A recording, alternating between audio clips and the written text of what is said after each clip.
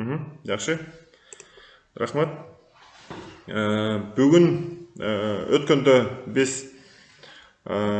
жалпы карта боюнча маалымат алып, анын элементтерине токтолгонбуз. Ошонун ичинде мен сиздерге айткам, жана математикалык негизи бул картадагы абдан маанилүү болуп эсептелинет. Анын ичинде масштаб, проекция, геодезиялык негизи, компоновка дегенбиз. Ошонун бир элементи катары ошо картанын масштабы деген темада бүгүн сөз кылабыз. Себеби дегенде любой бир картаны түзүш үчүн эң биринчи кандай масштабта даярдалат, ушу масштабтан башталат да. Анын кошумча экинчи бөлүгү катары карта боюнча узундуктарды жана аянттарды өлчөө деген теманы койдум. Себеби дегенде масштаб жөнүндө мындай түшүнүк алгандан кийин ошо масштабка байланыштуу бул практикалык иш катары аткарсак болот.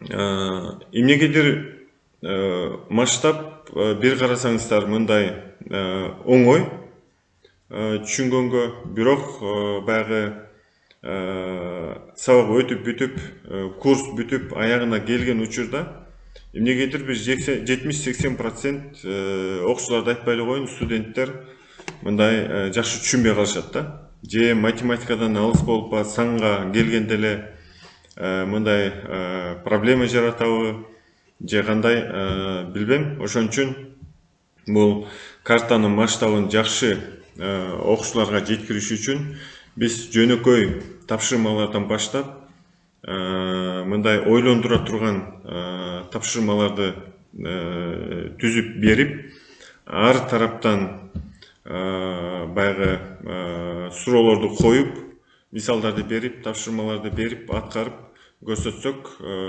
акырында баары бир масштабты түшүнгөнгө келишет деп ойлойм да. Эми масштабтын аныктамасын баардыгыңыздар жакшы билесиздер. Кандайдыр бир картадагы кандайдыр бир эки чекиттин ортосундагы аралыктын жер бетиндеги ошол эле эки чекиттин ортосундагы аралыкка болгон катышы деп аныктама беребиз. Масштабтын классификацияларын жакшы билесиздер. Пландар, ири масштабтуу карталар, орто масштабтуу карталар, майда масштабтуу карталар деп бөлөбүз. Мисалы пландарга 5000 жана андан ири масштабтагы карталар бул пландарга кирет. Ири масштабтуу карталарга 200 миңдик масштабка чейинкилер. Орто масштабтуу карталарга 200 миңден 1 миллиондук масштабка чейин. Ал эми майда масштабтуу карталар 1 миллион жана андан майда. Өзүңүздөр билесиздер, 5 миллион, 10 миллион, 20 миллион жана башка. Мындан сырткары топографиялык карталарды өзүнчө масштаб боюнча да классификациялашат. Ири масштабтуу топографиялык карталар булар 2000ден 5000ге чейин. Ки масштабтагы карталар ири масштабтуу. Орто масштабтуу топографиялык карталарга 10 миңден 25 миңдик масштабка чейинки карталар. Майда масштабтуу топографиялык карталарга 50 миңдик масштабтан 200 миңдик масштабтагы карталарга чейин. Негизги ушул 3. Андан сырткары обзордук топографиялык карталар деп коет. 500 миңден 1 миллиондук масштабка чейинки карталар.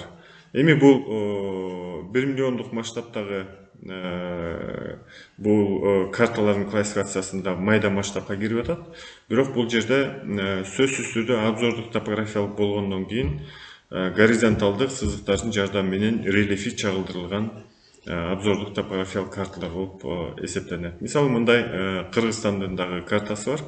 Горизонталдык сызыктар менен рельефи чагылдырылган 500 миңдик масштабтагы 6 бөлөк барактан турган картасы бар. Аны сатып алсаңыздар, өзүңүздөр баягы координаты боюнча чаптап бир картага айландырып аласыздар да. Көпчүлүгүн бул кабинеттерге илгенге абдан ыңгайлуу масштаб окуучуларга дагы. Эми мен сразу эле өткөндө айткандай теориялык жактарына токтолбой эле коеюн. Муну өзүңүздөр таап окуп балсаңыздар болот. Бүгүн көбүрөөк ошол практикалык жактарына көңүл буралык. Ушу масштабка байланыштуу кандай тапшырмаларды окуучуларга берсек, түшүндүрсөк болот. Эң жөнөкөйүнөн баштасак, мисалы төмөнкү масштабтарды атагыла деп суроо койсок болот да. Анан масштабтарды бул жерге жазып койдук. Негизи мен ушул жерден дагы бир нерсени эскерте кетким келип атат.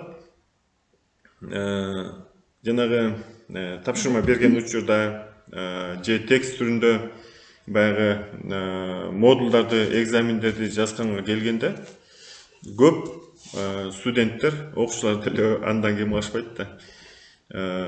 Мисалы 25 дейт дагы 1000. Масштабы 25 1000 сөз менен жазып коет да, 1000 деп. 25 цифра менен 1000 деп сөз менен жазып коет. Тамга менен. 1000дик масштабтагы карта деп. Ушул жагын сиздер эске алышыңыздар керек. Эч качан масштабты жазганда 25 жарымын цифра менен, жарымын тамга менен жазган болбойт. Дайыма 1 кош чекит 25 000 же болсо 1 кош чекит 100 000 сан менен жазылыш керек. Бул жагын эске алышыңар керек. Мисалы төмөнкү масштабтарды атагыла деп атабыз. Эми аталышындагы туура аташ керек. Мисалы 100дүк, 25 000дик, 100 000дик, 5 миллиондук карта. Бул ушул масштабтын аталышы. Мисалы 1 кош чекит 5 миллиондук деп айткан атап келгенде туура эмес. 1 кош чекит 100 000дик карта деп айтпайбыз. 100 000дик, 5 миллиондук, 25 000дик, 100 000дик. Бул окуучулар үчүн, 100дүк окуучулар үчүн жөнөкөй суроо. Ушундан башташыңар керек да, негизи. Андан кийинки суроону койсок, мисалы жер бетиндеги аралык картадагы аралыктан канча эсе көп? Бул жерде 1000дик масштаб, анан 10 000дик масштаб турат. Мүмкүн эми бул практикалык сабак катары өтүп аткандан кийин айрымдарыңыздар микрофонду иштетип айтып койсоңуздар да болот, кичине кызыктуураак болуш үчүн, эки тараптуу болуш үчүн. Мисалы бул суроого кандай жооп берет элеңиздер? Жер бетиндеги аралык картадагы аралыктан канча эсе көп? Ушул масштабты карап туруп айтсаңыздар. Биринчисинде 1 сантиметрде 10 метр бар. Ага 1 сантиметрде 1000 метр бар да. Жок, ал жөнүндө сөз болгон жок. 1000 метр. Бул жерде мына көрдүңүздөрбү? Эки киши жооп берди. Бирөө 1 сантиметрде 1000 сантиметр, экинчиңер 1 сантиметрде 1000 метр деп атасыңар. Мунун өзү эки бөлөк. Жер бетиндеги аралыктан 1000 эсе чоң деп ойлойм. Ну туура. Акыркы айтып аткан эже туура айтып атасыз. Жер бетиндеги аралык картадагы аралыктан канча эсе көп? 1 деген картадагы аралыктан 1 сантиметр, 1000 эсе 1000 эсе көп же 10 000 эсе да? 1000 эсе көп, 10 000 эсе көп. Көрдүңүздөрбү? Окуучулар бул жөнөкөй суроо, бирок жана масштабты түшүнө келгенде бул абдан маанилүү болуп эсептелет. Картада 1 сантиметр болсо, ошого жер бетиндеги 10 000 сантиметр батат экен. Же болбосо 1 сантиметр картада болсо, жер бетиндеги аралык 1000 эсе чоң экен деп масштабты булар түшүнгөнгө бет алышат да. Эң негизги жөнөкөй башталгыч катары ушундай суроолорду беришиңиздер керек. Мына бул жерде 1000 эсе көп, экинчисинде 10 000 эсе көп. Жер бетиндеги аралык картадагы аралыктан. Эми бул жерде силер жүздөгөн суроолорду ар кандай багытта ушунун айланасында түзүп ала берсеңиздер болот. Эми кийинки тапшырма катары аталма масштабты сандык масштабка айландыргыла. Мисалы, олимпиадага суроолордо абдан көп берилет ушундай. Жакшы ар тараптан тигил жагынан салып, бул жагынан салып, баягы масштабтын тегерегинде тапшырма бере турган болсок, ушундай суроолорду түзсөңүздөр болот. Аталма масштабты сандык масштабка айландыргыла. Биринчиси мисалы 1 сантиметрде 100 сантиметр, 1 сантиметрде 50 метр, 250 метр, 5 километр, 500 километр. Кандай дейсиздер? Мисалы 1 сантиметрдеги 100 сантиметрди сандык масштабка айландырыш үчүн кандай деп жазышыбыз керек? 1 bölüngön 10 milyon. 1 qo'sh chekit 100. Аябай эме Bir болот. koş çekit Bir bölüngön 10 milyon. Эгерде bir koş çekit 100 bolsa, anda 1 santimetrde 10 metr aralık бар дегенде эле болуп калат. Мына бул жерде 4-5 киши жооп бердиңиздер. Бирок 4-5 өңүрдүн оюңар 5 бүлүк болуп атат да. Сиздер бир нерсени эске чыгарбашыңар керек да. Мисалы 1 сантиметрде 10 миллион деп айтып атасыңар. 10 миллион метрби, сантиметрби, миллиметрби, метрби айткан жоксуз. Кийинки эжек айтып атат, 1 сантиметрде 10 метр болот деп атасыздар, мисалы. Ал дагы туура эмес.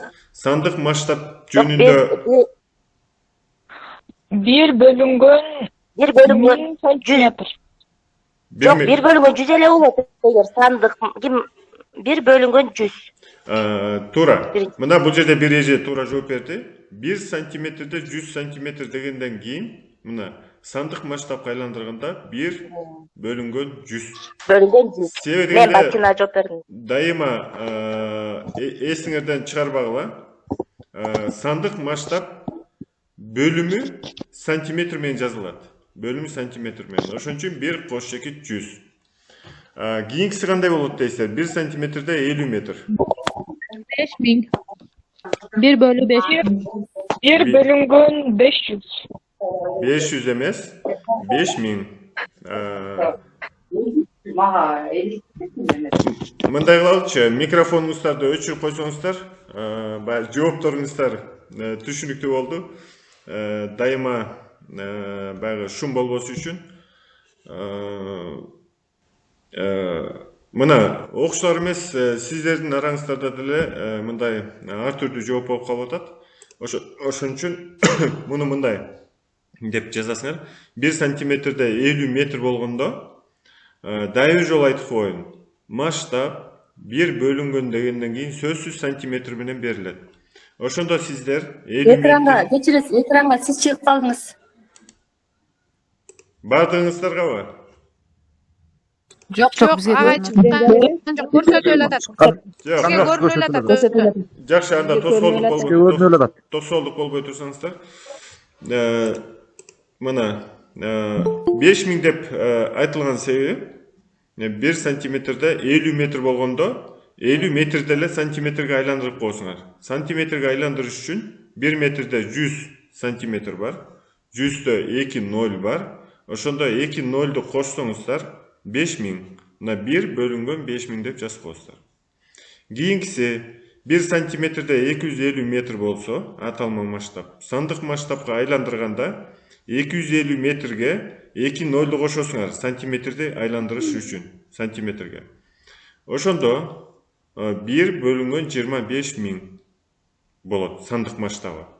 Көрдүңүздөрбү? Бул 25000 сантиметр. 2 0ун алып салсак 250 метр болот. Кийинкиси 1 сантиметрде 5 километр болсо, аталма масштабы боюнча, сандык масштабка айландырыш үчүн 5 километрди биринчи сиздер метрге айландырышыңар керек. 1 километрде 1000 метр бар. 1000 метрде 3 0 бар, 5-ин жанына 3 0ду кошсоңуздар 5000 метр болот. 5000 метрди сантиметрге айландырыш үчүн дагы 2 0 кошосуздар. Ошондо бияка 5 0 кошуп атасыздар. Мына 5 0 3 4 5. Ошондо сандык масштабы 500 миңдик болот. 1 кош чекит bölüngön 500 миң. Кийинкиси ушундай эле 500 километр болсо, километрди метрге айландырып, аны сантиметрге айландырсаңар 500'ün жанына 5 0 кошосуңар. 50 миллиондук. Мына 3, бияктан 2 болгондо 500 калып атат. Көрдүңүздөрбү? 50 миллиондук болот. Эми бул абдан эле жөнөкөй нерсе. Аталма масштабты сандык масштабка айландыргыла. Бирок көрдүңүздөрбү, окуучулар эмес, студенттер эмес, мугалимдердин арасында дагы мындай чаташуу, адашуу болот да. Эгерде мугалимдерде ушундай болуп аткандан кийин окуучуларда сөзсүз баягы көп суроолор жаралат. Бул жөнөкөй. Масштаб дайыма сантиметр менен жазылат дегенди эсиңерден чыгарбашыңар керек. Мисалы 5 бөлүнгөн 25.000 метр деп жазып койгонго болбойт, аны сөзсүз сантиметр менен. Ошон үчүн мо сантиметр менен берилеби, метр менен берилеби, километр менен берилеби, баардыгын сантиметрге айландырып туруп жазып койсоңуздар сандык масштабка айланган болот. Эми масштабты дагы жакшылап түшүнүш үчүн мындай суроо койсоңуздар болот. Эгерде картадагы 5 сантиметр аралык 1 километрди, 10 километрди, 100 километрге туура келсе, 5 сантиметр аралык 1 километр, 10 километр, 100 километрге туура келсе, анда картанын масштабтары кандай болот? Картанын сандык масштабын жазгыла. Бир жолу ушундай суроо берсем, бир студент айтып атат: "Агай, бул картанын ортосун кесип бөлүп алыптырсыз. Масштабы жок экен. Анан кантип мен масштабын аныктайм?" дейт. Бул баягы жакшы суроо болгон да. Мына картанын бетиндеги ушул 5 сантиметр аралык 1 километрге барабар болсо, же 10 километр 100 километрге барабар болсо, кантип табасыңар? Мына мен Биринчи ошол 1 километрди метрге айландырабыз, 1000 метр болот. Анан 1000ди 5ке бөлгөндө 200 метр болот. Бул картанын масштабы 200 метр болот. Андан кийинки 10.000 дегендерди дагы метрге айландырып, анан 5ке бөлгөндө. Чоң рахмат, сиз абдан туура айттыңыз. Мен көпчүлүккө туура түшүнүш үчүн мен дагы жолу ушуну кайталап коеюн. Мисалы 1 километрди метрге айландырабыз. 3 0 1000 метр. 1000 метрди 5ке бөлөбүз. 5ке. Эмне үчүн 5ке бөлөбүз? Себебинде бул жерде картадагы 5 сантиметр аралык деп атабыз. Сиздер 2 сантиметр, 10 сантиметр, 7 сантиметр тапшырманы айырмаланыш үчүн ар кандай сантиметрди коюп алсаңыздар болот. Бирок масштаб акырында 1 сантиметрде деп берилип атпайбы? Ошон үчүн муну 5ке бөлөбүз. 1 сантиметрге 200 метрден туура келет. 200 метрден. Ошондо 1 сантиметрде 200 метр болот. Аралыкты тапканда. Экинчиси 10 километрди түз эле бөлсөңүздөр болот. Мисалы 5ке бөлөбүз.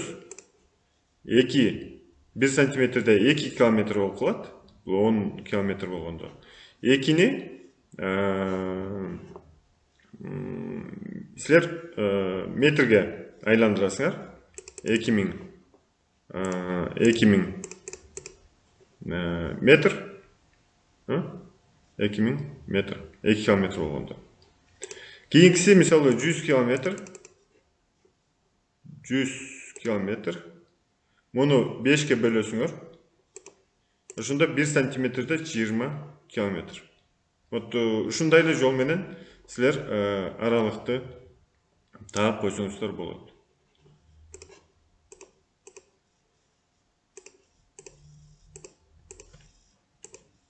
Мына 1 километрде сантиметрге айландырганда, эгерде мына картанын сандык масштабын жазгыла деп атпайсызбы?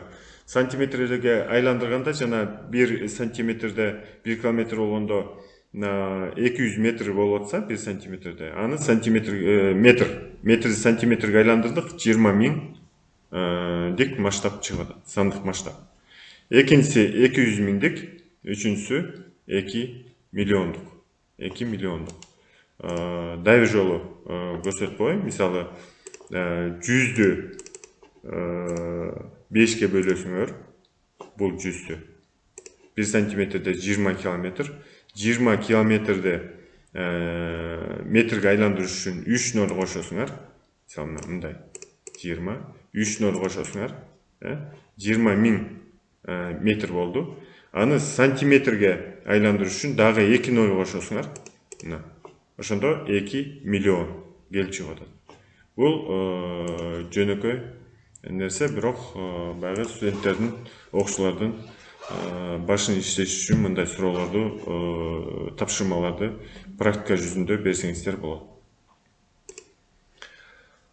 Эми кийинкиси тапшырма жер бетиндеги аралыктарды аныктагыла деп атабыз. Эгерде 10 миңдик масштабтагы картадагы аралыктар 2,15 сантиметрге, 15,91 сантиметрге, 26,18 миллиметрге барабар болсо. Муну дагы аралыкты табыш үчүн сиздер калькулятор менен иштесеңиздер болот. Мисалы мындай коюп алайын. 10 миңдик масштаб болгондо муну метрге айландырышыңар керек. 1 сантиметрде 10 миң сантиметр бар деген сөз. Сантиметрде метрге айландырыш үчүн 2 нольду алып салабыз. Ошондо 1 сантиметрде 100 метр болуп атат. 10 миңдик масштабта 1 сантиметрде 100 метр. Ошондо оп-оңой мына. Эгерде картадагы аралык 2,15 сантиметрге барабар болсо, аны сиздер 100 метрге көбөйтөсүздөр. 215 метр. Бул жерге мындай деп жазып коебуз. 215 метр. Кийинкиси, мисалы 15,91 сантиметр болсо, 10 миңдик масштабтагы аралыгын табыш үчүн 100 метрге көбөйтөбүз. 1591 метр. 1591 метр. Эми миллиметр менен берилип калсачы, анда сиздер 26,18 миллиметр болсо, муну биз сантиметрге айландырышыбыз керек. Сантиметрге айландырыш үчүн муну 10го бөлөбүз. Себеби дегенде 1 сантиметрде 10 миллиметр бар. Ошондо бир үтүр алдыга жылып калат. Мисалы 2,68 сантиметр. Муну көбөйтөбүз 100гө. 100 метрге. Ошондо 268 метр. Көрдүңүздөрбү? Вот ушундай жол менен окуучуларга аралыкты тапканга дагы анча-мынча мондай проблемалуу суроолорду түзүп, мындай логикалык жактан ойлондурганга алып барышыбыз керек. Эми азыркы учурда мындай эмнегедир билбейм, же могу техниканын пайдасыбы, акыркы убакта мындай жаш балдар логикалык ой жүгүртүүлөрү абдан начарлап бараткандай да. Даже магазинге барып 18 сомдук нан алам деп 20 сом берсең, калькулятор менен 20 минус 18 деп туруп 2 сом сдача беришет да. Таң каласың. Ошон үчүн баягы мындай логикалык суроолорду жаратып туруп, масштабтын тегерегинде абдан көп жүздөгөн суроолорду берсеңиздер болот, ушундай. Бирде болбосо бирөөнү түшүнүп отуруп, анан баягы окуучу ошол масштаб дегендин маңызын түшүнүп алса, андан ары оңой эле алып кетет. Мына сиздердин араңыздарда деле жарым-жартылай түшүнүп түшүнбөй калышыңыздар мүмкүн азырчы. Бирок видеону карап алып, кийин улам токтотуп, өзүңүздөр ар кандай вариантын түзүп алып, калькулятор менен өзүңүздөр эсептеп, кайра отурсаңыздар, бул түшүнүп кеткенге жеңилдик берет да. Эми кийинки дагы бир масштабка байланыштуу маанилүү учур бар. Бул картанын чектик тактыгы. Өткөндө WhatsApp'тан дагы бир эжеке жазып атты эле, ушул чектик тактыгы дегенди кандай түшүнөбүз деп. Мүмкүн кыргызча болгондо түшүнүксүз болушу мүмкүн. Орусча китептерде мисалы предельная точность масштаба, масштабтын чектик тактыгы деп атканыбыз ушул да. Эми муну кандай түшүнүшүбүз керек? Карта жана пландагы ченөө иштерин жүргүзүүдө жана кесиндисин түзүүдө, профиль, кесиндисин түзүүдө мүмкүн болгон чеги 0,1 сантиметрге же болбосо 0,1 миллиметрге барабар болот. Карта жана пландагы ченөө иштерин жүргүзүүдө мүмкүн болгон чеги 0,1 миллиметрге барабар болот.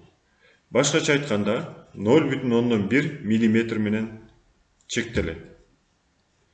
Ошондой эле ал узундукту адам эч кандай аспаптын жардамы жок көрө алат.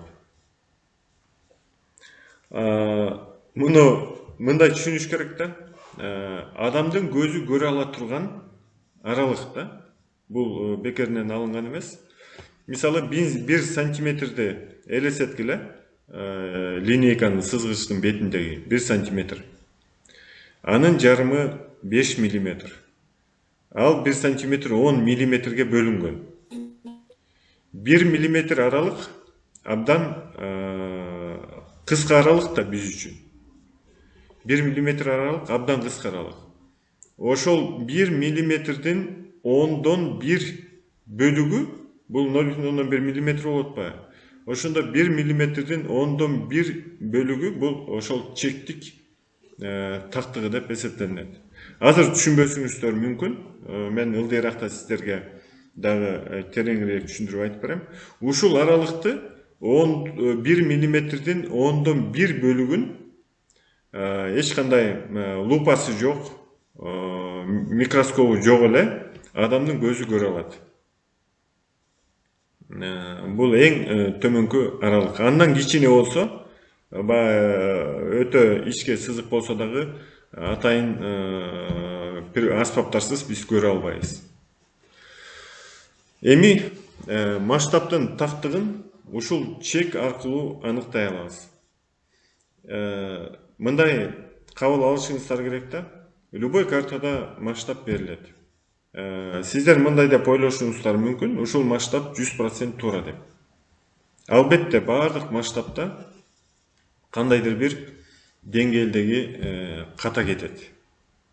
Вот ошол тактыгы, катасы канча километрде же метрде түшөт, же канча процентте түшөт, ушул жагы абдан маанилүү болуп эсептелинет. Аны аныктоо үчүн сандык масштабтын бөлүмүн, мисалы мына 25 000, 100 000, 1 миллион, 5 миллион деп атабыз. Бөлүм ушул да, сандык масштабтын бөлүмүн 10 000ге бөлөбүз. Мол масштабты 10 000ге бөлсөк, анда чектик тактыгы келип чыгат. Эмне үчүн 10 000ге бөлөбүз? Эмне үчүн 10 000ге бөлөбүз? Себеби дегенде 1 метрде 0,1 миллиметрден турган 10 000 бөлүгү бар да, кесиндиси бар. Мисалы мына 1 метр, аны сантиметрге айландырсак 2-0 кошобуз, 100 сантиметр. Аны миллиметрге айландырыш үчүн 1 сантиметрде 10 миллиметр бар, 10-го көбөйтөбүз. Мына 1000 миллиметр. Анан 1 миллиметрдин 10/1 бөлүгү болгондо, муну 0,1ге айландырыш үчүн дагы 10-го көбөйтүп атпайсызбы? Ошентип мына 10 000 деген сан ушул жактан келип чыгып атат.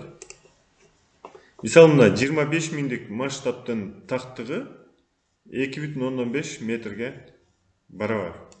Муну кантип табабыз? Жанагындай эле. Мисалы 25 000 bölüнгөн 10.000. 25.000'di 10.000'ge bölsöңүздөр 2,5 metrге барабар болот. Андан кийин мисалы 100.000 муну 10.000'ge бөлөбүз 10 метр. Мына бул жерде 100.000'lik масштабтагы картанын масштабынын тактыгы 10 metrге барабар болот. Мына 10 метр деп жазып коеюн. Кийинкиси 1 миллиондук масштабтагы картанын масштабынын тактыгын табабыз десеңер, 1 миллион бөлөбүз 10.000'ге. 1 миллион туура болдубу? 1 миллион бөлүнгөн 10.000 барабар 100 метрге барабар болот.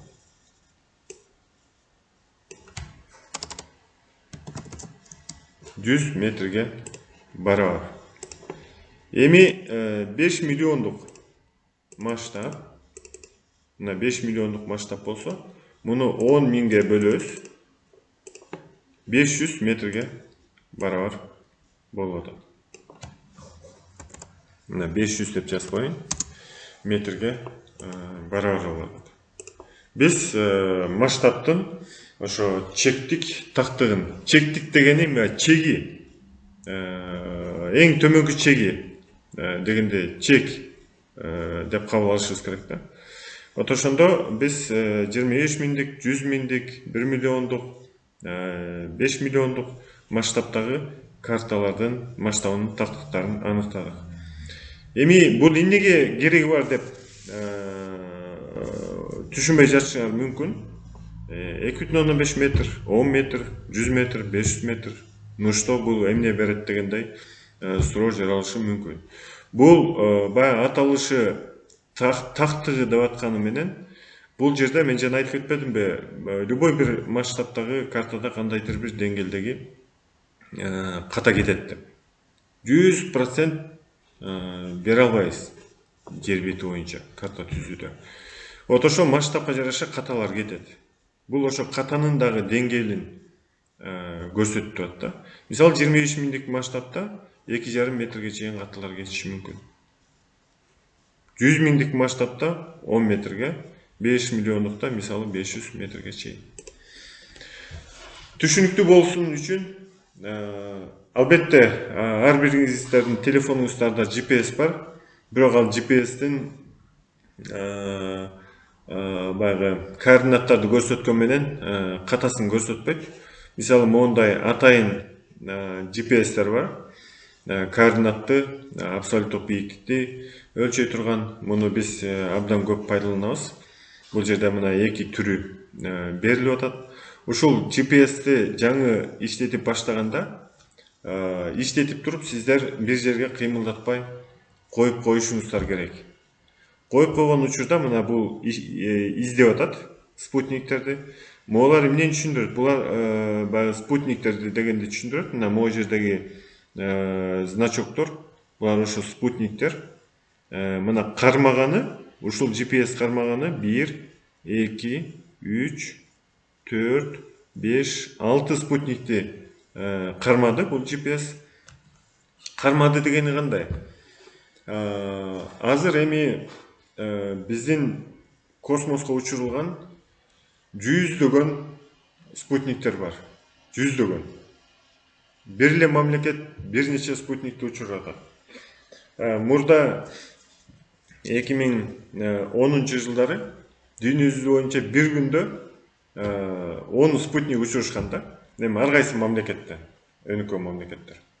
Көп деп айтышчу да. Өткөндө бир күндө бир ракета менен 10 спутник учурушту. Вот мындай дагы учурлар абдан өсүп бара жатат. Бир эле моментте биздин үстүбүздө азыркы учурда бир 50дөн кем эмес спутник учуп баратат. Азыркы учурда. Караңгы киргенде дагы себебинде көпчүлүк спутниктер бир күндө бир жолу жер планетасын айланып чыгат. Ошол биздин үстүбүздөгү спутниктердин могул GPS азыр 6-оны кармап атат. Байланышып атат да, байланышты кармады дегенибиз.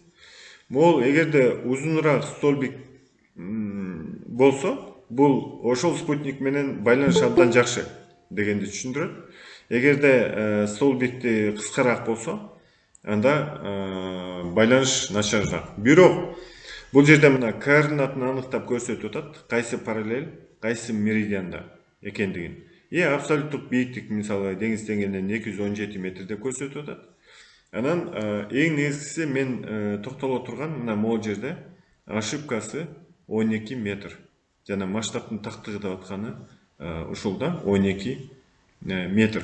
Бирок мындай GPS-тер бир 5-6 метрге чейин ошибка көрсөтөт. Муну дагы күтүп бир аз кое турса, спутниктер менен көбүрөөк анан жакшы байланыш болгондо бул катасы азая баштайт да. Мисалы 5 метрге түшсө, бул GPS-тин координаты 5 метр ката менен көрсөтөт. Ошону баягы изилдөөлөрдө, ченөөлөрдө эске алышат. Эми бул координат менен бийиктиктерди тапканда, мына могу жердеги 6 спутник өз-өзүнчө бийиктиктерди ченейт да, координатты. Ошолордун орточосун чыгарып туруп, анан кабыл алгандагысы да бул. Кабыл алгандагысы. Мисалы мына бул экранын чоңойтуп көрсөтсө, бул жерде мына широтаны көрсөтүп атат, кеңдикти 55 градус, биякта 37 градус узундук. Точность деп атат, тактыгы 4 метр. Ушул нерсени сиздер адашпашыңар керек. Точность дегени 4 метр. А биякта кээ бир GPS-терде ошибкасы деп эле түз эле айтылат да. Бул экөө бир эле. Мында 4 метр кетип атса, биякта 12 метр ката кетип атат.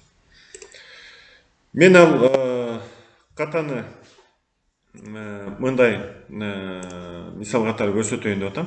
Мисалы кандайдыр бир объект бар деп коелук. Мисалы мына бул жерде сүлүктүү жакта мисалы таш көмүр бар. Ушул таш көмүрдүн шарттуу белгиси коюлса,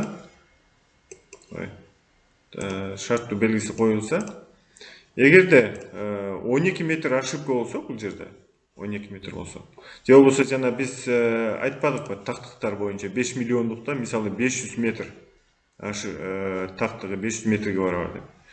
Ошондо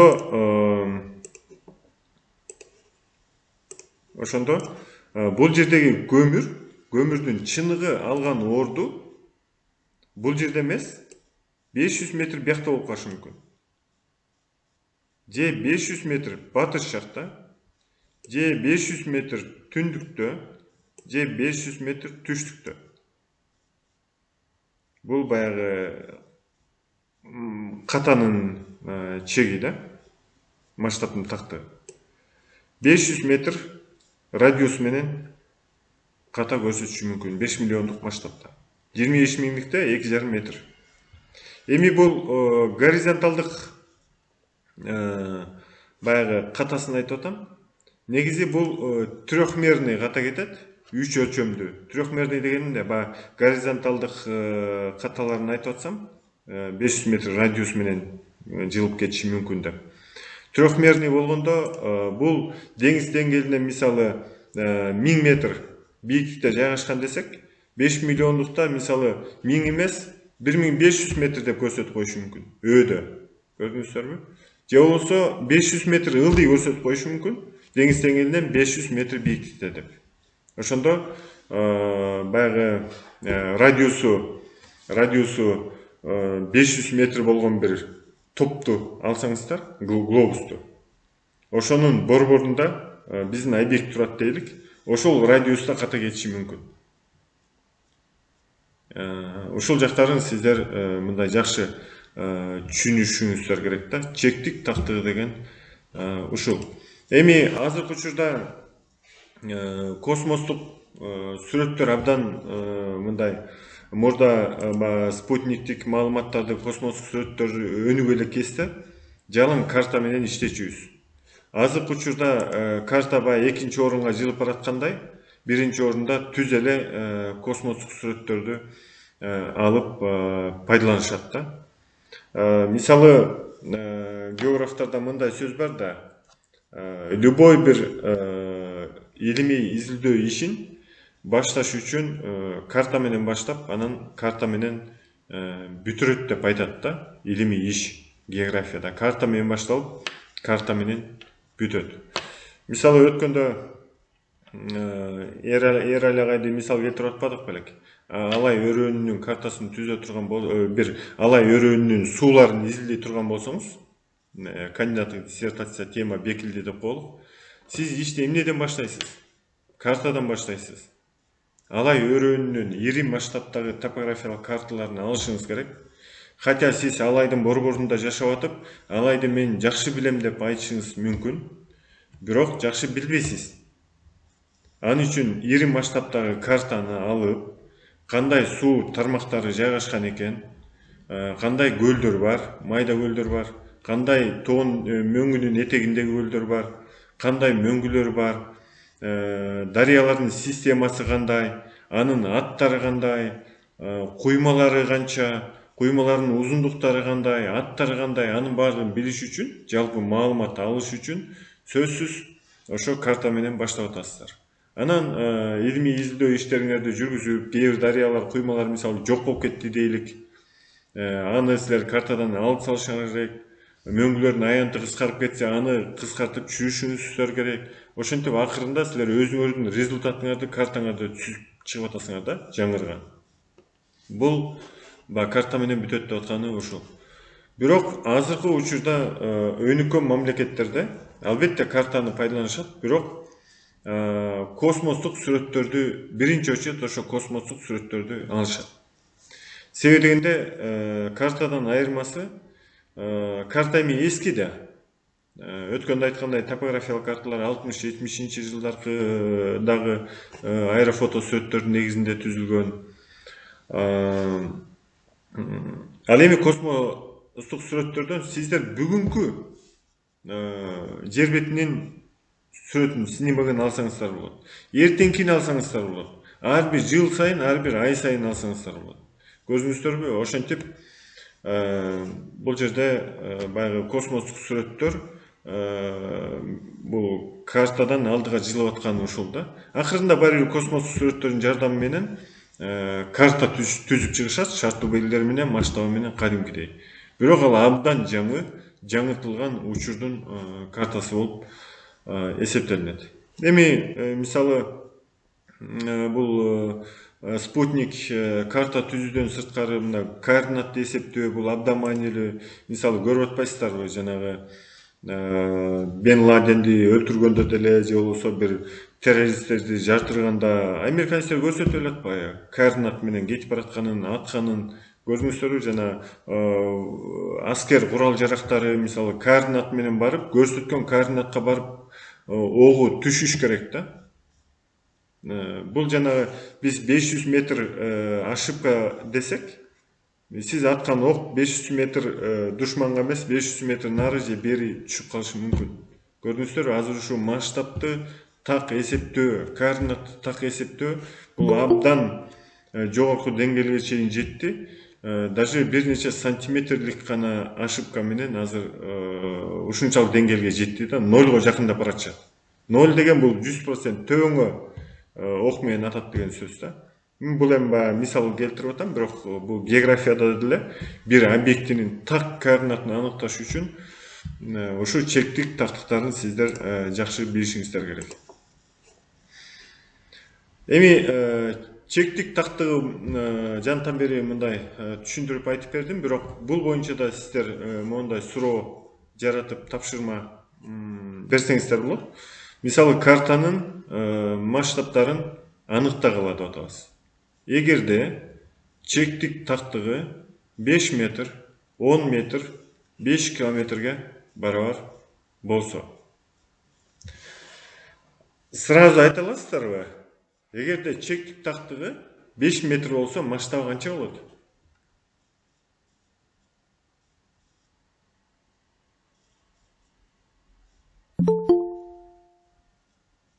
$50.000 болобу?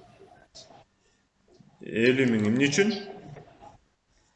Биз 10.000 10.000 көбөйттүк аныктоо үчүн. Сен 12 киши болсо, Аны кайра аныктоо үчүн 10.000. Туура, абдан туура.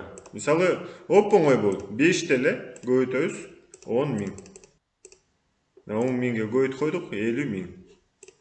Мына 50 миң. Эгерде 10 метр болсо 100 миң, чектик тактыгы 5 километр болсо 50 миллион. Көрдүңүздөрбү?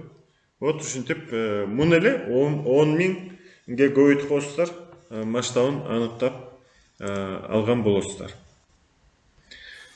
Эми суроо угутам. ошо 10 миңге бөлүп аткого түшүнбөй калдым да, ошол каяктан келип чыкты. Жакшы, улбай жатат. Жана биз деген түшүнбөй калсаңыз, мына могу жерде биз айтпадык белек. Чектик тактыгын табыш үчүн 25 миңдик масштаб болсо, мисалы 25 миңди 10 миңге бөлөбүз дебедик белек. 10 миң деген 10 миң деген сан каяктан чыкты дегенде, биз айтканбыз чектик тактык бул 0,1 миллиметр менен чектелет деп. 1 метрде 0,1ден 10 миң бөлүк бар да. Ошон үчүн 10 миң деген сан келип чыгып атат. Түшүнүктүү,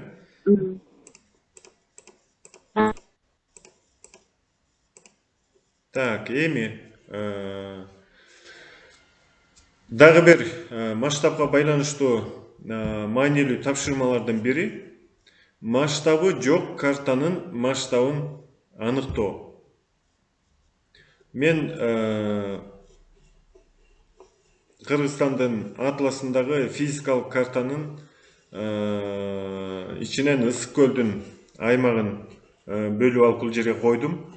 Атластын масштабын жакшы билесиздер, 1 миллион 500 миңдик масштаб. Ушул жерде биз масштабы жок картанын масштабын аныктап көрөлү. Мисалы, мына жанагы эле Ысык көл аймагынын картасы. Мунун масштабы 1 миллион 500 миң. Ал эми бул карта болсо үстүнө коюп койдум. Кичирейтип салдым да. Кичирейтип салдым. Мунун масштабы жок деп түшүнүшүбүз керек. Кичирейип кетти, масштабы өзгөрүп кетти. Эми биз ушуну табышыбыз керек. Мен өткөндө эле айтпадым беле, Xerex'тен чоңойтуп же кичирейтип жүрүп салсаңыздар өзгөрүп кетет да. Же болсо өзүңөр түзгөн карталар болсо, же болсо масштабы белгисиз болуп калган карталар болсо, ошону аныкташ үчүн биз моундай жөнөкөй формуланын жардамы менен масштабын аныктай алабыз. МС деген масштаб снимки, ЛК длина отрезок на карте, ЛС длина отрезок на снимке, көбөйтүлгөн МК масштаб карты. Ошондо бул МС деген биз могул картанын масштабын табабыз. Сүрөт деп коелу, снимок дегенде. Бул масштабы жок, пока сүрөт болуп турат да. Ушул картанын масштабын табышыбыз керек, МСны.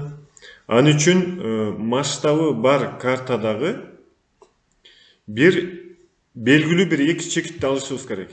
Так билине турган. Мисалы, мен каракол менен балыкчыны алдым да. Каракол менен балыкчыны. Мунун масштабы өзгөрүп кеткен жок. Кийин сиздер презентация жасап калсаңыздар, этият болушуңуздар керек. Баягы сүрөттү тартып алып экранга койгондо бул чоңоюп кетиши мүмкүн же кичирейип кетиши мүмкүн. Бул жерде өзгөрүү жок. Себеби дегенде мен баягы атластын үстүнө могу линейканы коюп туруп анан сүрөткө тартып алдым да. Бул канча чоңоюп кичирейип кетсе дагы, баягы линейка менен кошо чоңоюп, кошо кичирейип атат да. Линейканын сызгычтын мына көрсөткүчтөрү турат бул жерде, шкала бирдиги. Ошон үчүн мунун масштабы өзгөргөн жок. Мен өткөндө масштаб боюнча, масштабтын түрлөрү боюнча айтканда дагы бул боюнча айтпадым беле? Сандык масштаб, аталма масштаб, сызыктуу масштаб деп көрдүңүздөрбү? Сызыктуу масштабтын пайдалуу жагы да. Бул аралыкты ченеп аласыздар. Масштабы бар картадагы кандайдыр бир эки чекиттин ортосунда аралыкты ченеп аласыздар. Аны мына могул ЛК картадагы эки чекиттин ортосундагы аралык ЛКнын ордуна коесуздар. Мисалы, мына бул жерде 12,2 сантиметр. 12,2 деп бул жерге коесуздар. Эл С болсо, ушул эле эки чекит бул жерде мына каракол менен балыкчынын ортосундагы аралык. Муну ченеп туруп бул жерге коесуздар. Анан көбөйтүү масштаб карты. Мына масштабы бар. 1.500.000 бул жерге жазып коесуздар.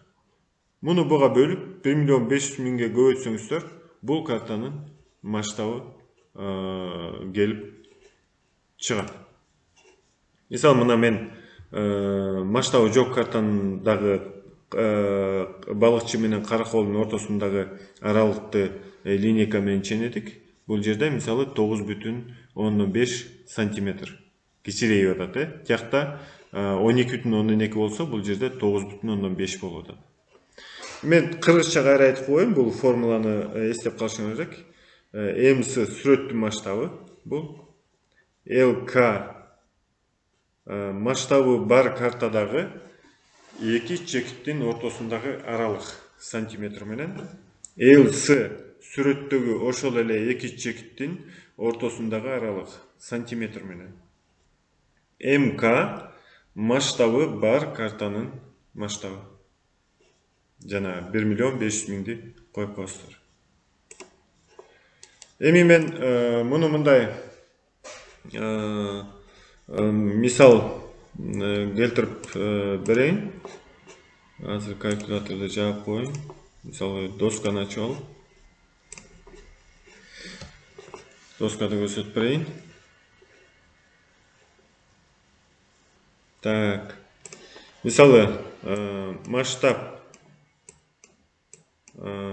снимки, сүрөттүн масштабы барабар. Сразу эле чыгарып кетеличи. ЛК деген канча болду эле бизде? 12,2 болгон сантиметр. 12,2 сантиметр болгон. Ал эми ЛС деген масштабы жок картадагы 9,5 болгон. Барабар. Атластагы картанын geçir konuslar 1.500.000 1.500.000. Эми ушуну чыгарышыбыз керек. Мисалы мен калькуляторду алайын. 12,2 бөлөбүз 9,5.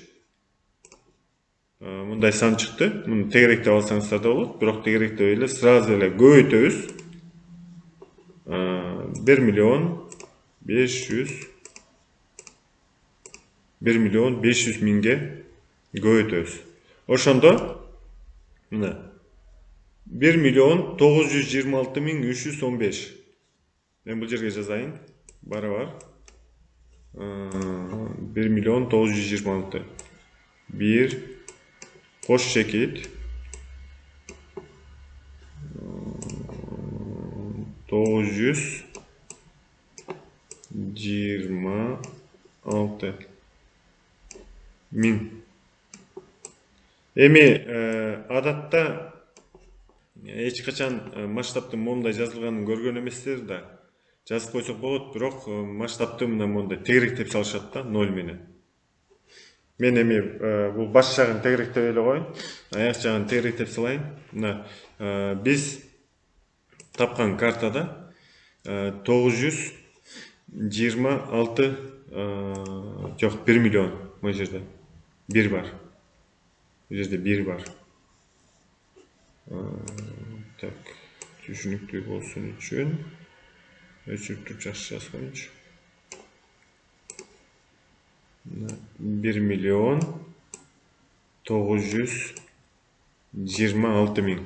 Тигил картада 12,2 сантиметр болуп, 1.500.000 болуп атса, кичирейип кеткен картанын масштабы көрдүңүздөр майдараак болуп атат да. 1.500.000 караганда майдараак болуп атат, 1.926.000 болуп атат.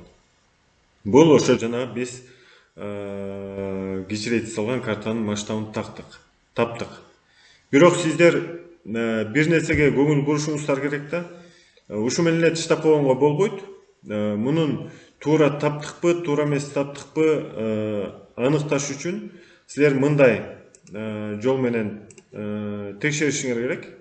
Мисалы, Атласта балыкчы менен караколдун ортосу 12,12 сантиметрге барабар болду да, туурабы? Анын масштабы 1,5 миллион болгондо, муну биз километрге айландырабыз. Километрге айландырыш үчүн километрге сантиметрди метрге айландырыш үчүн 2 нолду чийип салабыз. Мына 15.000 метр калды. 15.000 метрди километрге айландырыш үчүн 3 нолду чийип салабыз. Мына 15 километр калды. Ошондо балыкчы менен караколдун ортосу 12,2 сантиметр, масштабына көбөйтөбүз 15 километр болгондо 183 километр болуп атат. 183 километр бияка жазып коеюн. 183 километр. 183 километр бул картада. Эми биздин картанын масштабы боюнча туура чыгабы, туура чыкпайбы текшериш үчүн, мисалы, Бишкек менен, балыкчы менен караколдун ортосу 9,5 сантиметр болгон.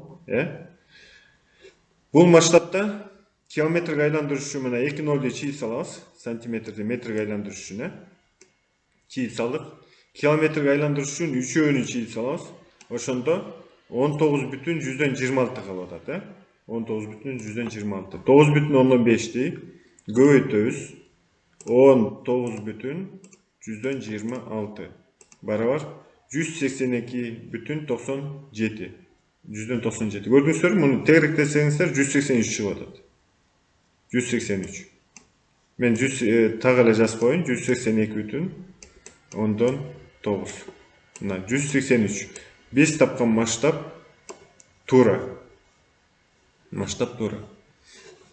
Негизи силер тапканда бул жерде бирден ашып кетпеш керек. Бул жерде мына айырмасы 0,1 эле чыгып калды.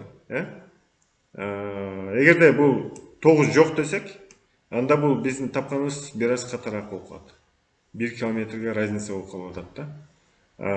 9 болгондо мына тегеректейбиз 183 бул туура деп эсептелинет. Вот ушул формуланы сиздер эсиңиздерден чыгарбашыңыздар керек. Оп-оңой андан кийин текшергенде ушундай жол менен текшерип аласыздар.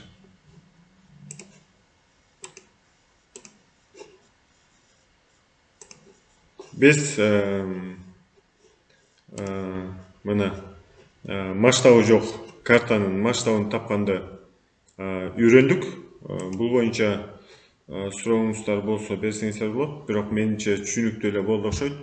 Түшүнбөй калсаңыздар кийин дагы видеону ачып алып, дагы бир сере кайталап көрсөңүздөр болот. Эми карта боюнча объектилердин узундуктарын жана аянттарын өлчөөгө токтололук. Эми муну көпчүлүгүңүздөр билишиңиздер мүмкүн. Ошентсе дагы бир сыйра кайталап коелук. Эми албетте карта боюнча көптөгөн ченек иштерин жүргүзсө болот. Мисалы, батиметриялык карта болсо, жанагы горизонталдык тереңдикти көрсөткөн сызыктар аркылуу, мисалы, көлдүн чанагынын көлөмүн эсептесе болот. Булар эми албетте татаалыраак, окуучулар эмес биз студенттерге деле жок дегенде узундук менен аянттарды өлчөгөндө үйрөтөбүз. Буларды билсе, андан кийин анан көлөмдү башкаларды өлчөгөнгө өтө алышат. Эгерде узундук менен аянтты өлчөй албаса, анда башкасын өлчөп деле жарабай калышат да. Ар кандай масштабтагы карталарда кандайдыр бир объектинин узундуктарын жана аянттарын так аныктоо маанилүү болуп саналат. Эми материалдык жактардан эмне керек? Ар кандай масштабтагы карталар, албетте, топографиялык карталар, же болбосо миллиондук масштабтагы карталар, карандаш, калька деп коебуз, тунук кагаз, сызгыч, миллиметровка керек. Бул курвиметрдин түрлөрү, калькулятор, анан талаш шартында, мисалы, жип. Жипти алсаңар болот, кадимкидей эле. Эми курби метр боюнча мен мындай үстүртөлөрүн айтып коеюн. Курби метрдин түрлөрү бар. Мисалы бул жерде карасаңыздар сантиметр деп жазылып турат.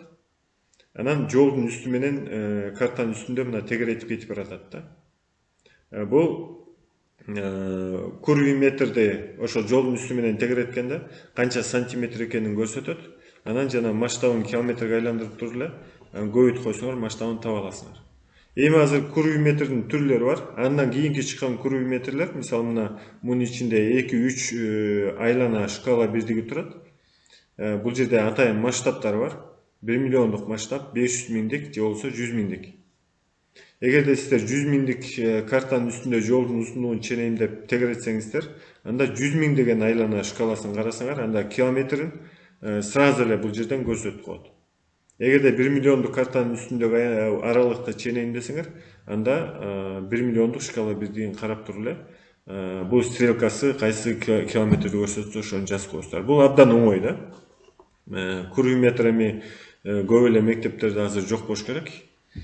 Андан кийин өнүккөн варианты катары мондай электрондук курби метрлер пайда болгон. Бул жерде жакшы жери настройкалап койсоңуздар болот. Мисалы масштабын көрсөтүп коесуздар, 10 миң же болбосо 50 миң же 1 миллион же 10 миллион деп. Масштабын көрсөтүп туруп, анан тегеретип кете берсеңиздер, суунун үстүндө же границанын үстүндө же көл жээгинин узундугун ченейбиз десеңер же жолдорду тегеретип кете берсеңер, бул автоматтык түрдө канча километр экендигин көрсөтүп коет да, электрондук. Бул дагы абдан жакшы. Мисалы муну менен тийиштүү масштабтар болбой калса, ченейилбей каласыңар, мында любой масштабты көрсөтүп кое бересиңер, карта силердин колуңарда бар картанын и узундуктарын таап аласыңар. Эми бизге колубузда бар нерселерди айталык. Бул карандашыбыз бар, сызгычыбыз бар, тунук кагаз, миллиметровканы канцтовар саткан жерлерде сатат. Буларды таап алсак болот оңой эле. Джип бар, калькулятор бар, циркуль бар дегендей.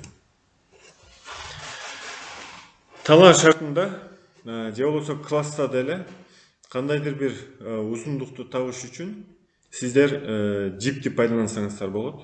Джипти албетте нымдап коюш керек. Баягы картага жабышып, мындай так ченеш үчүн. Мисалы мен кажисай менен караколдун ортосундагы аралыкты ченеш үчүн мына атластын үстүнө джипти коюп туруп, анан сүрөткө тартып алдым. Силер үчүн даярдап, биягы мына түйүлүп коюлган. Же болбосо ушул сыяктуу эле дарыяны ченешиңер болот. Узундуктарын же көл жээгинин узундугун ченесеңер болот джип менен. Бул талаа шартында иштеген учурда абдан пайдалуу. Окуучуларга деле берсеңиздер, бул кызыктуу нерсе да. Жана циркуль турбады беле. Циркуль менен дагы узундукту ченесеңиздер болот. Аны менен кандай учурда ченейсиздер? Мисалы көлдүн туурасын ченей турган болсоңуздар, эң алыс жаткан жери бир жак учун бул жерге коюп, ийнесин, экинчи учун бул жерге коюп туруп, сразу эле сызгычтын үстүнө коюп, канча сантиметр экен, аны масштаб аркылуу километрге айландырып ченеп койсоңор болот.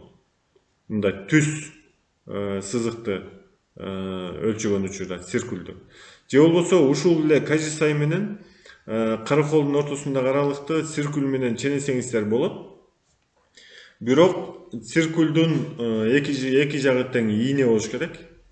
Ортосундагы аралык ачылып турган 2 эле миллиметр болуш керек. Анан 2 миллиметр менен мында шаг жазап кете бересиңер дагы, анан сантиметрге айландырып ченесиңер. Эмне үчүн 2 миллиметр деп алынган? Мисалы 1 сантиметр кылып алсаңыздар, мисалы мына бул жерге сайсаңыздар бир учун. Бир учу бияка келип калат. Же болбосо бул жерин ченейин десеңиздер, көлдүн ичине кирип кетет.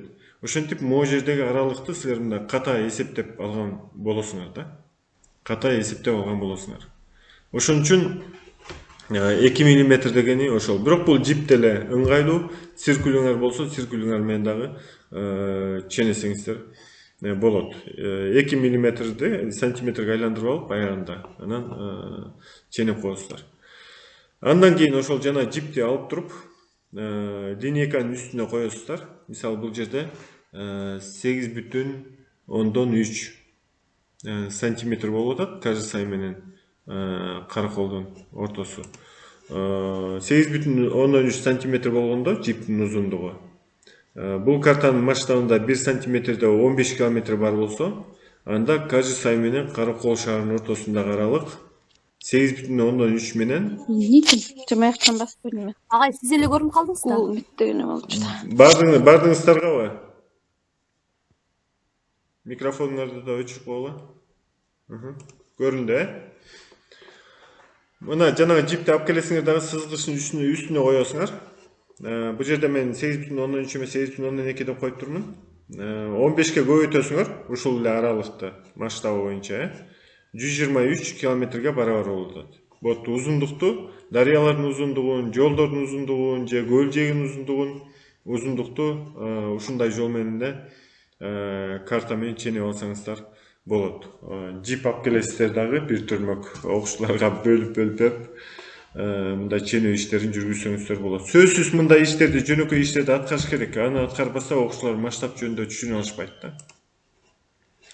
Эми бир рельефтүү аймактарда, дөңсөө же тоолуу аймактарда реалдуу узундуктарды ченөөдө түзөтүүлөр киргизилиш керек да. Ал түзөтүүлөрдүн коэффициенттери иштелип чыккан. Төмөнкү таблицада турат. Формуласы жөнөкөй. L деген бул аралык, биз таба турган аралык. L, кичинекей L картада аныкталган аралык. Мисалы, эки чекиттин ортосундагы аралык сантиметр менен K деген бул коэффициенти. Картанын масштабын жана рельефин чагылдыруучу түзөтүүчү коэффициент. Мисалы, мына тоолуу аймак, дөңсөлүү аймак, түздүктүү аймак. 50 миңдик масштаб, 100 миңдик масштаб, 200 миңдик масштаб үчүн ушундай коэффициенттер иштелип чыккан. Эгерде эки чекиттин ортосундагы аралык, дөңсөлүү аймактагы эки чекиттин ортосундагы аралыкты таап атасыңар деп коелук. Ошондо силер эки чекиттин ортосундагы аралык дөңсөлүүдө бир 10 сантиметр болсо, 10ду бул жерге коесуңар, кичинекей элдин ордуна.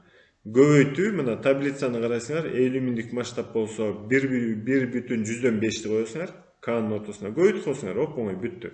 Бул түзөттүңөр да силер. Эгерде 100 миңдик масштабтагы карта менен иштеп атсаңар, жана 10 сантиметрди эки чекиттин ортосундагы аралыкты 1,1ге көбөйтүп коесуңар. Эгерде 200 миңдик масштабтагы болсо, 10ду 1,15ке көбөйтүп коесуңар. Эгерде тоолуу аймак болсо, 1,15ке көбөйтөсүңөр. Жана 10 сантиметрди көрдүңүздөрбү? Эгерде түздүктүү болсо, анда бирге эле. Себебинде түздүк болсо масштаб баягы боюнча аралыкты эч кандай өзгөрүү жок. Түз болот баягы. Муну мен мындай дагы түшүндүрүп берейин. Мисалы, доска менен, азыр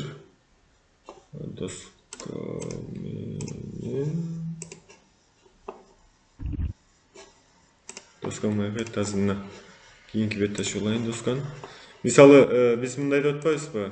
L барабар кичинекей L көбөйтүлгөн коэффициент деп атабыз. Мисалы, дөңсөлүү аймак болсо мындай.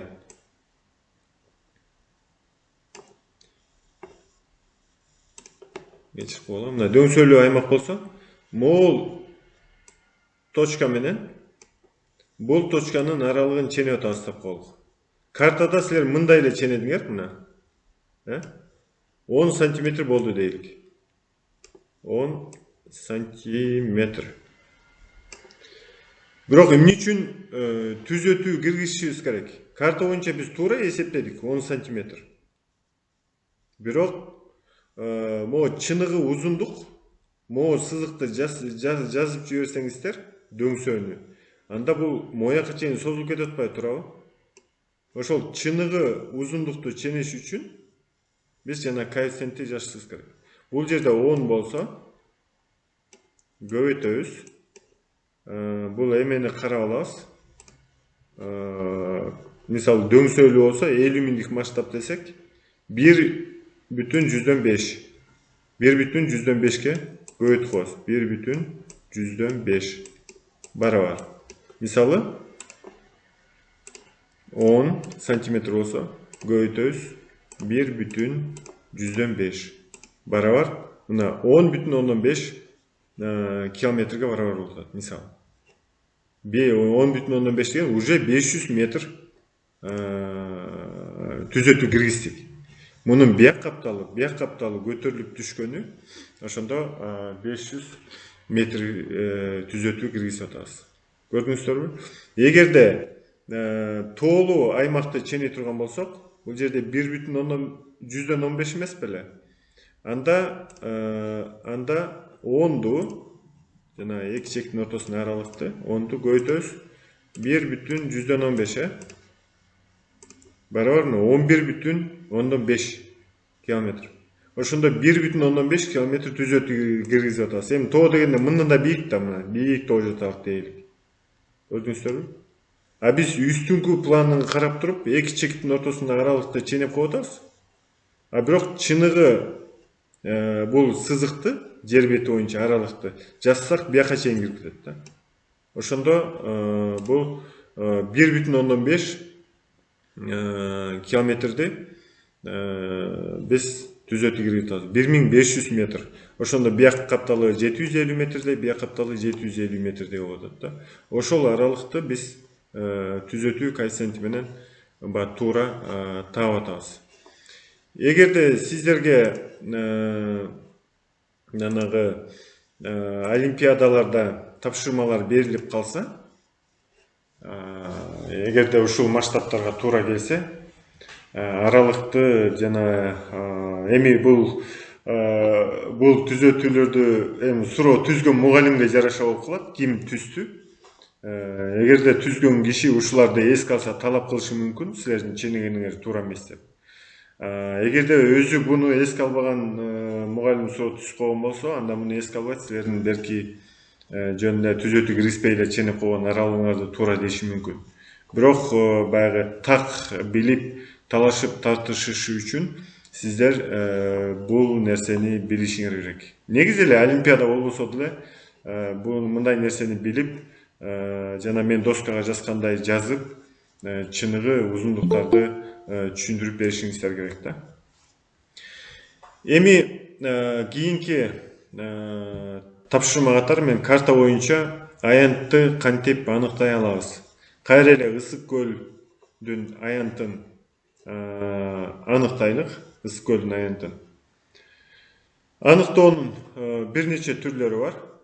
Геометриялык жол менен, мисалы трапецияга жакын формадагы объекти болсо, трапециянын ичине чийип, трапециянын аянтын таап, же болбосо айлана түрүндө түшкөн бир объект болсо, айлана кылып, айлананын аянтын таап, ушундай жолдор менен тапса болот.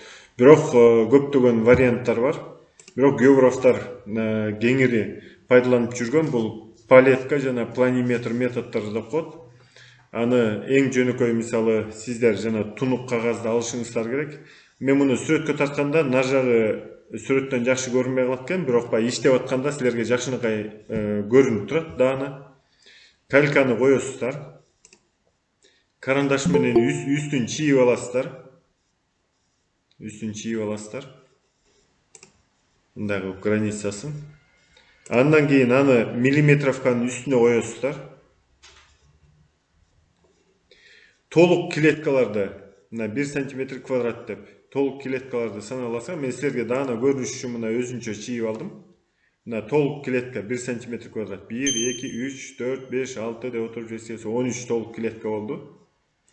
Андан кийин толук эмес клеткаларды силер санап чыгышыңар керек. Мисалы бул 1 клетка десек, могул жерде турган жарымы бул 0,15 болот, Бул 0,15 болот. Андан кийин 0,15терди санап чыгышыңар керек.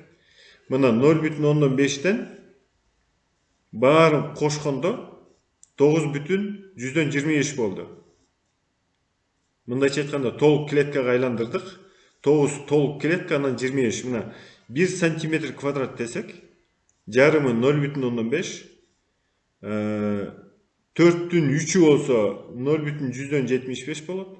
Эгерде 4'tün 1'i болсо 0,125 болуп калат, Вот ошентип мына 9,25 болуп чыкты. Андан кийин 1 сантиметр квадраттын ичинде 100 миллиметр квадрат бар да, туурабы? Мына биягында 10 миллиметр, биягында 10 миллиметр. Ошондо 1 миллиметр квадраттан жүзөө бар. 10ду 10го өтөбүз, Ошондо калган бөлүгүн, мына 0,15тен калган бөлүктөрүн мондай жерлер калып калып атпайбы? Аны таптак эсептей иштесеңер, ар бир миллиметр квадратты санап чыксаңар болот. Мисалы, мына мен санап чыктым, 550 миллиметр квадрат чыкты да. Аны сантиметр квадратка айландырыш үчүн 100гө бөлөсүңөр. Себебинде 550 миллиметр квадрат 100 миллиметр квадрат бар 1 сантиметрдин ичинде. Ошондо 100гө бөлсөңөр 5,5 мындайча айтканда 5 толук клетка 5 сантиметр квадрат, анан жарымы болду. Эми ушунун баарын кошобуз. 13 9,25 бул жерде 5,15 ушунун баарын кошкондо мына 27,75 чыкты. Эми ошондо масштабы мисалы 1,500,000 болсо, анда 1 сантиметрде 15 километр бар. Картадагы 1 сантиметр квадраттын аянтын таап алышыңар керек да. Эгерде 1 сантиметрдин узундугу 15 километр болсо, 15ти 15ке көбөйтсөңөр, мына узун туурасын көбөйтөбүз да аянт табыш үчүн. Бияга 1 сантиметр, бияга 1 сантиметр. 15ке 15ти көбөйтсөңөр 225 километр квадрат. Ошондо ушул картада 1 сантиметр квадрат территорияда чыныгы 225 километр квадрат жер баткан. 1 сантиметр квадратка картада. Вот ошентип картада 1 сантиметр квадраттын аянтын таап аласыңар. Ал 225 километр квадрат болду. Вот ошентип кайка кирип кеттим мен.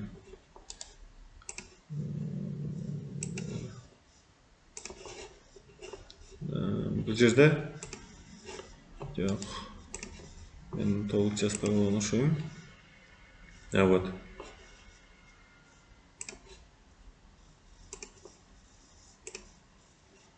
Муну ылдый жагы көрүнбөй калыптыр, просто могу жерденчи. Мына бул жерде ошону таппай атпаймынбы? 225ти жанагы биз тапкан клеткаларга көбөйтөбүз. 27,175. Ошондо көлдүн аянты 6243 километр квадрат чыкты. 6243 километр квадрат. Бул көлдүн аянтын ушундай жол менен эле оңой таап алдык. Эми аянтты табуунун дагы көп варианттар бар. Мен жана айтпадымбы, трапеция же айлана, үч бурчтук жана башка. Планиметр методу деп коет. Мисалы, мында көл эмес, буга жанагы квадрат менен тапкан метод туурарак. Мында мисалы ички узунунан жаткан объектилер бар да, ошонун аянтын табыш үчүн мисалы ортосу 2 миллиметрден болгон бөлүкчөлөргө бөлүп чийип аласыңар дагы, анан 2 миллиметр менен узунун көбөйтүп, ар бир 2 миллиметр сызыктын ортосунун аралыктын баарын таап жазып чыгып, акырында баарын кошуп, анан аянтын эсептесе болот да. Эми бул майда жумуш абдан. Бизге ылайыктуусу 1 сантиметр квадраттарды эсептеп таап эле аянтын жанагындай чыгарып алсаңыздар болот. Эми аянтты узундукту тапканда мындай жөнөкөй варианттарын үйрөндүк. Мен электрондук карталар менен ушу аралыкты табуу, иштөө боюнча кыскача мен сиздерге айтып коеюн деп атам. Менимче көпчүлүгүңүздөр эле пайдаланып жүрөт болсоңуздар керек, бирок баягы пайдалана элек адамдар үчүн жакшы маалымат болуп болуш керек. Интернетте мында Google планета деген бар, Земля, же болбосо англисче Google Earth, же болбосо Google карты, англисчеси Google Maps. Ушул Google планета менен Google картанын абдан жакшы географтар үчүн пайдасы бар. Мен азыр силерге практика жүзүндө көрсөтүп берем. Эми азыркы заманда мен жана да айтпадымбы? Компьютерлик техника өнүгүп атат. Карта менен мисалы мурда картаны колго чийип, мен студент кезде сиздер деле картаны кол менен чийчүсүздөр туурабы? Же болбосо кандайдыр бир инструменттин жардамы менен картография. Бирок азыр бүт бардыгы компьютердин жардамы менен болуп калды. Даже биз эмес, географтар эмес. Химиктер дагы, химиялык лабораториялар өнүккөн мамлекеттерде бул компьютердик программанын жардамы менен иштеп калышты да. Химикаттарды компьютерден эле кошот, реакциясын алат, результатын алат, ушундай болуп калды. Ошон үчүн биз бул агымдан артта калбашыбыз керек. Электрондук карталар менен иштегенди окуучуларга информатика мугалими менен кошо экранда көрсөтүп берсеңиздер, бир чети информатика, экинчи чети география предметтердин ортосундагы байланыш бул сиздер үчүн абдан жакшы болот. Окуучуларды дагы географияга кызыктырууда бул абдан жакшы нерсе. Азыр любой нерсени окуучулар бар телефон менен, компьютер менен жасаганды эметип калышпадыбы? Азыр мен албетте буга компьютер керек, интернет керек. Азыр мен интернетти ачайын, мына браузерди ачасыздар дагы. Google карты деп наберет этесиңер. На Google карты ачып көресиздер. Мисалы мына. Азыр 1 минут кечирип коесуздар, мен эмени сайып алайынчы. Батарейкасы өчүп атат компьютердин.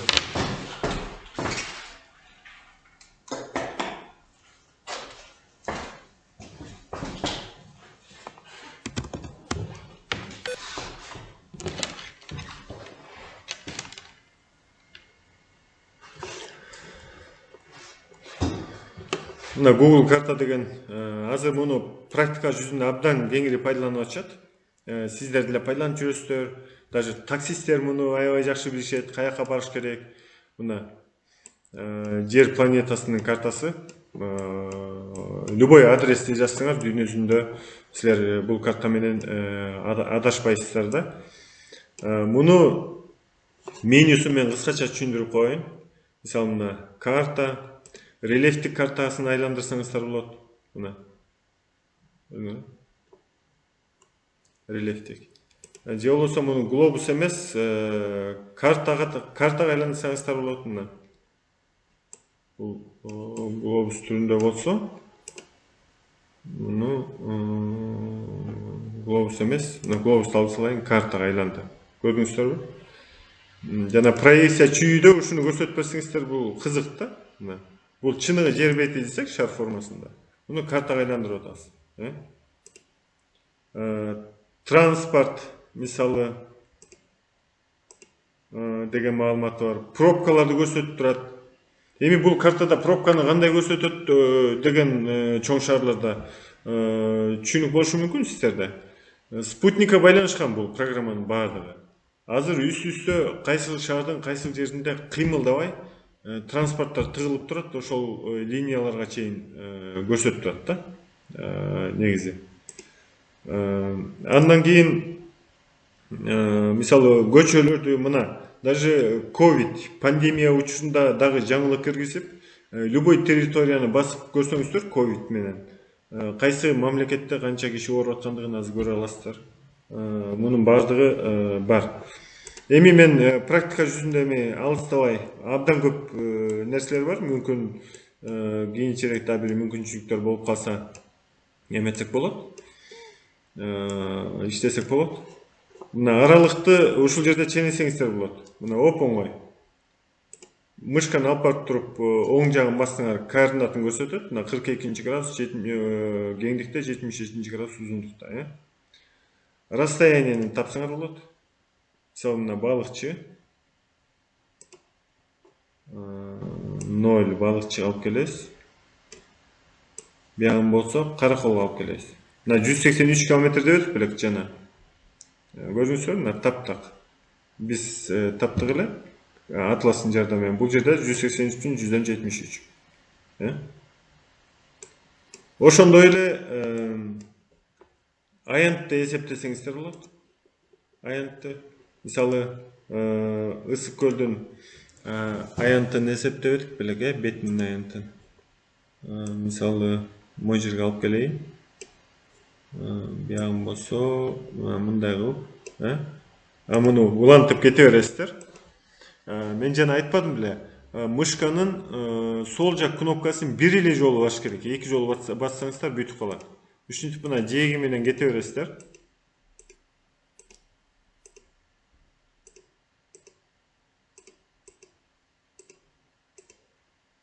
Мен бир нерсени эскертип коеюн. Жана 2 мм деп атканыбыз ушул көрдүңүздөрбү? Могу майда жерлерине чейин барыш үчүн ошо 2 мм аралыкта болгону жакшы. Мен баягы убакыт албаш үчүн сиздерге чоң эле аттап кете берейин. Бирок таптак эсептейм десеңиздер, сиздер мындай чоңойтуп алып туруп, майда чүйдөсүнө чейин эсептесеңер, мындай таптак маалымат аласыңар. Мен мындай кете берейин, мына.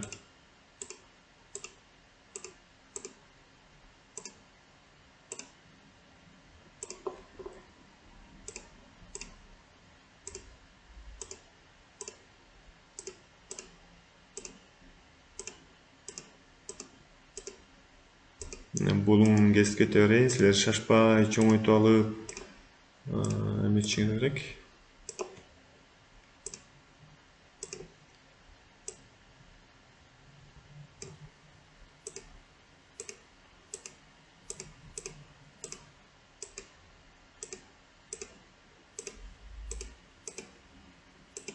Бул дагы абдан тактыкты талап кылат. Шашпай иштеш керек болот.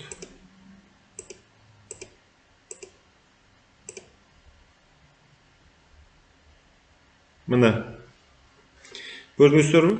Общая площадь бул жерде жазылып турат 6159. Эми албетте эмне үчүн негизи ысык көлдүн масштабы 6236 км квадрат деп кабыл алынган да, бул өзгөрүп турат албетте. Көлдүн деңгээли түшкөндө, кичирейет, чоңойгондо, бирок орточо ушул алынган да. Биздики мына 6236 болсо жакындап барды. Бирок эмне үчүн ката дегенде, мына абдан чоңойтсоңуздар көрдүңөрбү, мен канча ошибка кетиргем. Мен жана айтып атканым ушул да. Монун баардыгын чоңойтуп алып силер мына жээги менен жүрсөңүздөр, жанагы эмени аласыздар. Так. Кыскасы, мына аянтты дагы оп-оңой эле жанагынтип миллиметровка калька менен чийип, албетте ал да керек, ал вариантын да көрүш керек. Бирок аны басып өткөндөн кийин анан муну дагы жазылса, окуучулар баягы өзлөрүнүн жазган бияктан дал келсе, баягы кызыгуу пайда болот, салыштырат, ортосунда чыккан суроолорду түшүнүшөт, логикалык жактан өсөт дегендей. Бул абдан жакшы нерсе.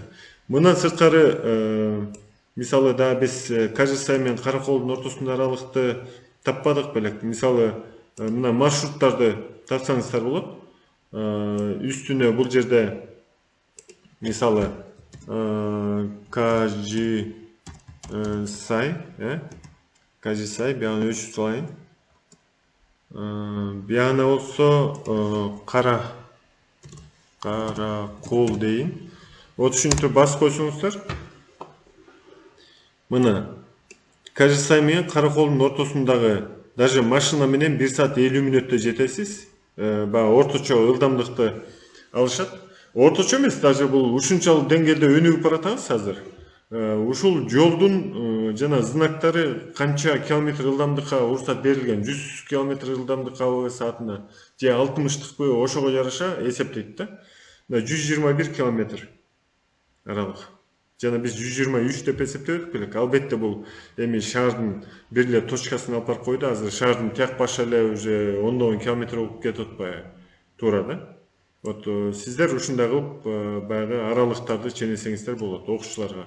Бишкек деп туруп, мисалы Бишкек деп туруп, мисалы Талас, ар бир областтын борборундагы жолдорун, аралыктарын эсептесин.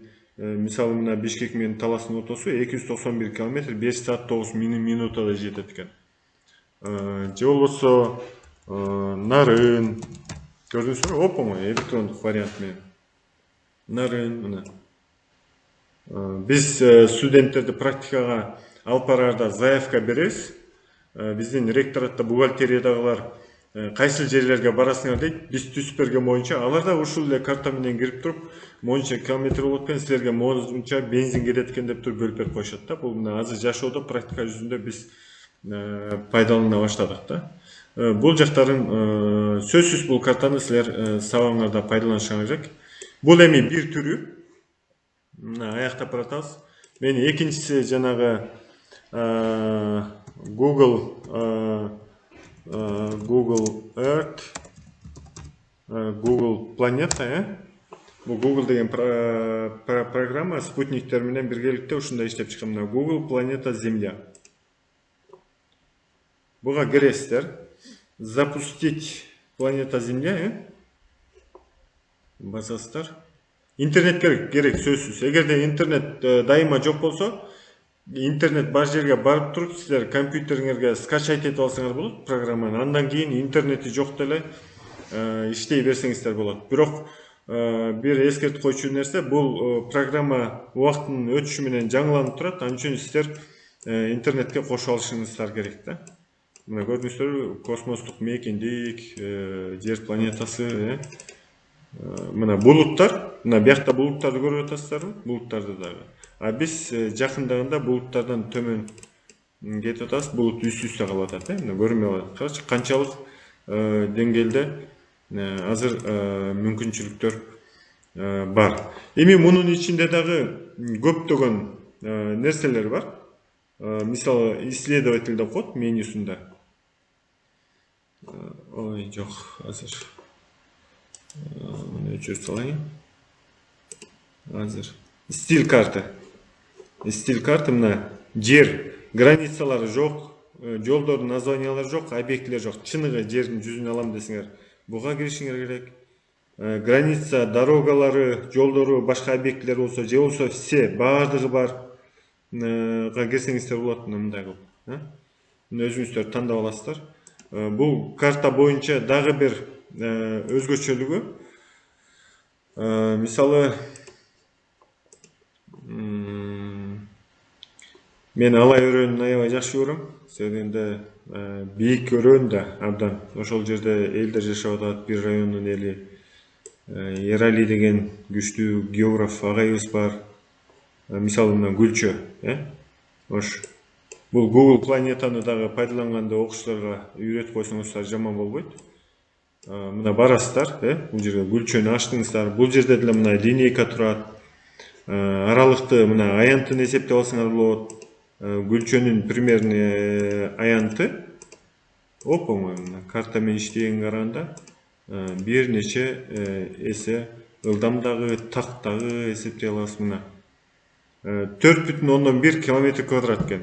Эрали агай, сиздин айылдын аянты 4 км квадрат экен.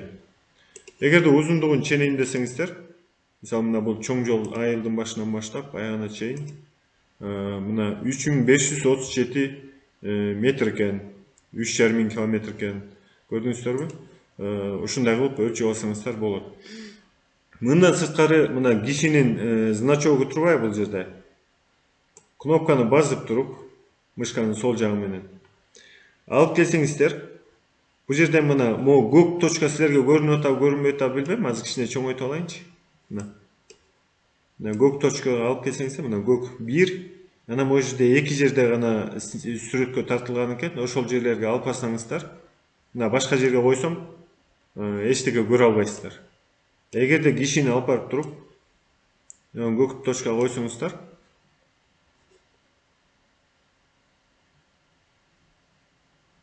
Гүлчөгө алып барып келем азыр силерди. Мына Гүлчө айылына бардык. Эми бул кандай болуп калды деген суроо жаралышы мүмкүн. Мен өткөндө физиографиялык карта, сүрөткө окшошкон карталар дебедим беле. Азыр сүрөттү дагы бул географтар пайдаланыш керек. Фотограмметрия деген сабак бар, атайын. Бул сүрөттү дагы картага айландырыш керек, ченүү иштеринде пайдаланыш керек. Бир кызыктуу окуя болгондо жөнөкөй эле. Бир немец профессор келди. Биздин студенттер менен ГГТге практикага барып, анан водопадка баратабыз, шаркыратмага. Анын түбүндө кишилер сүрөткө сууга түшүп атышыптыр. Анан алыстан эле немец сурады да, мунун бийиктиги канча деп. Анан билбейбиз, бирөө 500 дейт, бирөө 100 метр дейт, ар кандай.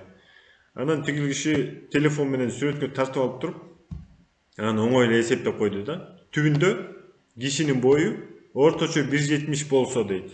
Ошого салыштырып эле канча жолу болуп атат. Вот көрдүңүздөрбү? Бул сүрөттөн баягы масштабка өтүп атат да.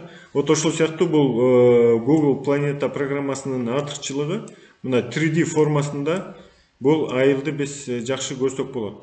Бул жерде бул ченүү иштеринен сырткары негизи эле географияда бул ушул программаны абдан көп пайдаланышыңар керек болот. Силер пайдалуу мына тоо курчап турган тоо кыркаларынын рельефин көрүп атасыңар. Бул жерден дагы эмнени көрүп атасыңар? Таң калыштуусу Гүлчөнүн тегерегиндеги тоо кыркалары тоолорунда бул деградация, эрозия процесстери абдан күчтүү экен. Карасаңыздар, баардык жерде жер көчкү талкаланып атат. Мына кызыл тектер чыгып жатат. Ниеген мезгилиндеги тоо тектердин даже кайсы жашына чейин көрсөтүп койсоңуздар болот. Карасаңыздар. Мына талкаланып аткан абдан күчтүү эрозия процесси жүрүп аткан борпоң тектер. Андан сырткары шамал катуу болот окшойт. Эолдук эрозиянын дагы результаттарын көрүп атасыңар. Жер көчкүлөрдү көрдүңөрбү? Рельефтин формаларын көрүп атасыңар. Мына кашарлар турат, бул жердин да талкалап салып коёюк. Мына көрдүңүздөрбү? Составын көрүп атасыңар мына. Шагылданда турган катмарлары бар экен. Бул эмнени түшүндүрөт? Илгери бул жерлерде дарыя суулары өткөн да, ошол калдыктар. Вот мына бул 3D формасы. Муну менен силер бардык жерлерди ушундай формада изилдесеңер болот. Мен эми убакыт да келип калды, ушу менен токтотоюн. Сурооңуздар болсо берсеңиздер болот. Кимде кандай суроо бар? Ага, чоң рахмат. İşinizde iyilik de sağlık.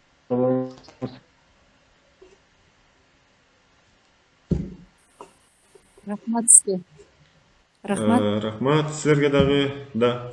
Сурооңуздар Бүгүн барбы? жакшы маалыматтарды алдык. Чоң рахмат.